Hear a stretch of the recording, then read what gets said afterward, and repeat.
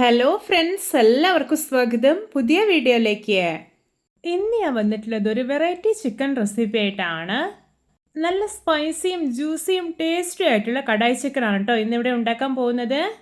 എന്നും പറയുന്ന പോലെ വീഡിയോ കണ്ടിട്ട് ഇഷ്ടപ്പെടുവാണെങ്കിൽ ലൈക്ക് ചെയ്യുക, ഷെയർ ചെയ്യുക, കമൻറ്റ് ചെയ്യുക, ചാനൽ സബ്സ്ക്രൈബ് ചെയ്യാനും മറക്കരുതേ. പിന്നെ ഫേസ്ബുക്കിലൂടെയാണ് വീഡിയോ കാണുന്നതെങ്കിൽ പേജ് ഫോളോ കൂടി ചെയ്യണേ. ഒപ്പം നമുക്ക് നേരെ വീഡിയോയിലോട്ട് പോവാം. ഞാനിവിടെ ഒരു കടായി അടുപ്പത്ത് വെച്ചിട്ടുണ്ട്. ഇതിലോട്ട് ഒരു 4 ടേബിൾ സ്പൂൺ ഓയിൽ ഒഴിച്ചു കൊടുക്കാം. ഇപ്പോൾ ഇതാ ഓയിൽ നല്ലപോലെ ചൂടായി കിട്ടിയിട്ടുണ്ട്. ഇനി ഇതിലോട്ട് സ്ക്വയർ ഷേപ്പിൽ അരിഞ്ഞെടുത്തിട്ടുള്ള ഒരു ഗ്രീൻ ക്യാപ്സിക്കവും ഒരു ഒനിയനും ഇട്ട് കൊടുക്കാം. എന്നിട്ട് ഒന്ന് വഴറ്റിയെടുക്കാം. ഇത് ഒരുപാട് അങ്ങ് വഴന്നിട്ട് നല്ല സോഫ്റ്റായി പോവരുത്. നമ്മൾ കഴിക്കുന്ന സമയത്ത് ചെറുതായിട്ടൊന്ന് കടിക്കാൻ പറ്റുന്ന പാകത്തിൽ കിട്ടണം. ഇപ്പോൾ ഇത് പാകമായിട്ടുണ്ട്. ഇനി ഇതൊരു പ്ലേറ്റിലോട്ട് കോരി മാറ്റി വയ്ക്കാം.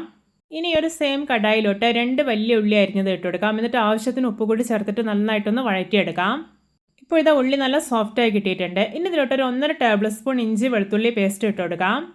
ഇനി ഇതിലോട്ട് ചേർക്കാൻ പോകുന്നത് നല്ല പഴുത്ത 2 തക്കാളി പേസ്റ്റ് രൂപത്തിൽ അരച്ചെടുത്തിട്ടുള്ളതാണ്. എന്നിട്ട് നല്ലപോലെ ഒന്ന് ഇളക്കി യോജിപ്പിച്ചെടുക്കാം. ഇനി ഇതിലോട്ട് 1.5 ടേബിൾ സ്പൂൺ മുളക് പൊടി, 1/2 ടീസ്പൂൺ മഞ്ഞൾപ്പൊടി, 1 ടേബിൾ സ്പൂൺ കാശ്മീരി മുളക് പൊടി ഇതെല്ലാം ഇട്ട് കൊടുക്കാം. എന്നിട്ട് വീണ്ടും ഇളക്കി യോജിപ്പിച്ചെടുക്കാം.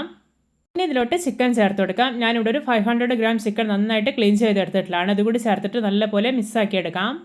ഇതിലോട്ട് ചിക്കൻ വേവാൻ ആവശ്യമായിട്ടുള്ള വെള്ളം ഒഴിച്ചു കൊടുക്കാം. എന്നിട്ട് വീണ്ടും ഒന്ന് ഇളക്കിയെടുത്തതിന് ശേഷം ഇത് അടച്ചു വെച്ച് കുക്ക് ചെയ്യാം. വളരെ എളുപ്പത്തിൽ ഉണ്ടാക്കിയെടുക്കാൻ പറ്റുന്ന നല്ല ടേസ്റ്റി ആയിട്ടുള്ളൊരു കടായി ചിക്കൻ റെസിപ്പിയാണിത്. എല്ലാവരും ഇതുപോലെ ഒന്ന് ഉണ്ടാക്കി നോക്കണേ.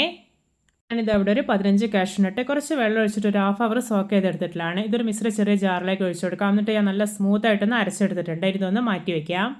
കറി എന്തായെന്ന് തുറന്നു നോക്കുകയാണ്. കണ്ടോ, വെള്ളമൊക്കെ വറ്റിയിട്ട് ചിക്കനൊക്കെ നല്ല പെർഫെക്റ്റായി തന്നെ കുക്കായി കിട്ടിയിട്ടുണ്ട്.